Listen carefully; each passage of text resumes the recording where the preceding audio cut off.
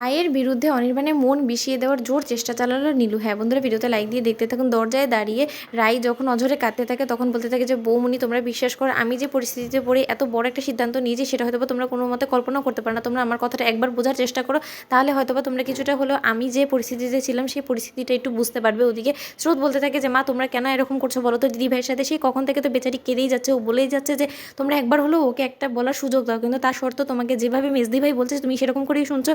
ওদিকে রায়ের মা বলতে থাকে যে একদম বড় বড় করে কথা বলবে না, বড়দের মাঝখানে স্রোত তোমার কথা বলাটা একদম সাজে না, তাই আমি বলবো তুমি বিষয় থেকে নিজেকে দূরে রাখো, সেটাই তোমার জন্য ভালো। ওদিকে অনির্বাণ বলতে থাকে অনেকক্ষণ ধরে আমি অনেক কিছু শুনছি, কিন্তু আমরা যে পরিস্থিতিতে পড়ে বড় একটা সিদ্ধান্ত নিয়েছি সেটা হয়তো আপনারা কোনো মতে কল্পনাও করতে পারছেন না, তাই আমি আপনাদেরকে ক্লিয়ার করে বলছি যে আমি কোন পজিশনে পড়ে এত বড় একটা সিদ্ধান্ত নিয়েছি। এর মধ্যে রায়ের কোনো রকম কোনো দোষ নেই, যার সিদ্ধান্ত নেওয়ার আমি নিয়েছি। এই বিয়ের মতন একটা চরম সিদ্ধান্ত কাউকে কোনো কিছু না জানিয়ে আমি মানছি যে আমি ভুল করেছি, তার জন্য আমি সবার কাছে ক্ষমাও চাইছি, কিন্তু আমি মনে করি না যে আমি সেই পরিস্থিতিতে দাঁড়িয়ে যে সিদ্ধান্তটা নিয়েছি সেটা কোনো মতেই ভুল ছিল, কারণ এইখানে লাইফ রিস্ক ছিল রাইয়ের, আর আমি চাই না যে আমার কারণে যদি অযথাই লাইফ রিস্ক হয়ে যেত রাইয়ের, তখন আমি নিজেকে কোনো মতে ক্ষমা করতে পারতাম না। তখন হয়তো আপনারা আমার দিকে আঙুল তুলতেন আর বলতেন যে যদি আমি রাইকে বিয়ে করাতেই যদি রাইয়ের জীবনটা বাঁচাতে পারতাম তাহলে আমি তখন এটা কেন করলাম না, তখন আপনারাই আমাকে বলতেন। তখন রাইয়ের মা বলতে থাকে হ্যাঁ বাবা তুমি আমার মেয়ের জীবনটাকে উদ্ধার করে দিয়েছো। ওদিকে রাই বলতে থাকে যে মা তুমি এরকম করে কেন বলছো, তখন রাইয়ের মা বলতে থাকে একদম তুমি আমাকে ছোবে না, তোমার মতো নির্লজ্জ বেহায়া দুশ্চরিত্র মেয়ের ছোঁয়া আমি কোনো মতেই সহ্য করতে পারছি না, তুমি আমার চোখের সামনে থেকে দূর হয়ে যাও। রাই এর আগে আমি কোনো কিছু নিজেকেই করে ফেলে, তুমি আমার চোখের সামনে থেকে দূর হয়ে যাও।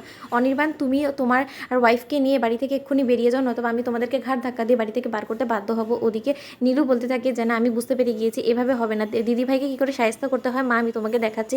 ওদিকে নীলু নিজে থেকে আগ বাড়িয়ে রায়ের দিকে হাত তুলতে চায়, আর ঠিক সেই সময়ে অনির্বাণ নীলুর হাত ধরে বলতে থাকে যে নীলু একদম এত বড় সাহস করবে না, তোমাকে কি এত বড় স্পর্ধা দিয়েছে বলো তো, আর যাই হোক না কেন এখন রাই শুধুমাত্র তোমার দিদি নয়, ও এখন আমার স্ত্রী, আর আমার স্ত্রীর গায়ে কেউ হাত তুলবে আমার সামনে দাঁড়িয়ে সেটা আমি কোনো মতে বরদাস্ত করবো না। নিজের হাতটা আর মুখটা সামলে রাখো, নয়তো আমি কিন্তু তোমার এই হাত ভেঙে গুড়িয়ে দিব। দেখি নীলু বলতে থাকে যে আপনি কতদিনই বা চিনেন আমার দিদিভাইকে, ও যখন ওর আসল রূপে চলে আসবে তখন দেখবো যে আপনি সেই ব্যক্তি হবেন যে কিনা ওর চরিত্রের দিকে আঙুল তুলবেন। ওদিকে অনির্বাণ বলতে থাকে যে পরিস্থিতিতে তুমি ছিলে না সেই পরিস্থিতির বর্ণনা তুমি কি করে দিচ্ছ। নিকে অনির্বাণ বলতে থাকে ঠিক আছে আপনারা যখন আমাদের এই বিয়েটা মেনে নেবেন না ভালোই ভালো, তাহলে ঠিক আছে আমি বরঞ্চ রাইকে নিয়ে আমার বাড়িতেই ফিরে যাবো। ওদিকে নীলু বলতে থাকে কি রে দিদিভাই তুই তো এবার জিতে গিয়েছিস তাই না, তো আজই তুই দেখেছিস যে তুই আমার কাছে হেরে গিয়েছিস, আমি অনির্বাণের কাছে তোর গোটা আসল চেহারাটা তুলে ধরেছি। তুই যখন বুঝতে পেরেছিস যে অনির্বাণ সিনহার কাছে তুই এখন অনেকটা ছোট হয়ে গেছিস, এখন আর কোনোদিন অনির্বাণ সিনহা তোর দিকে মুখ ফিরেও তাকাবেন না, তাই তুই এখন এই বড় একটা প্ল্যান করেছিস তাই না ওনাকে ফাঁসানোর জন্য।